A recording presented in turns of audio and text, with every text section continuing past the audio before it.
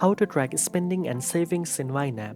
First of all, open the app on your device and make sure you are signed in to your account.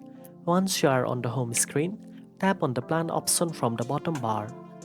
Here you will see a list of your budget categories and goals. To track your spending, review each category to see how much money you have allocated, how much has been spent, and how much is remaining. YNAB automatically updates these numbers as you add transactions, making it easy to see exactly where your money is going. For more detailed tracking, tap on a specific category. You will see a list of all transactions assigned to that category. This allows you to monitor every expense, check dates, and verify that all entries are correct. To track your savings, go to the categories where you have set up goals or targets, such as emergency fund, retirement, or personal savings. YNAB shows your progress towards each goal and updates automatically as you add income or transfer money to that category. Now you know how to track spending and savings in YNAB.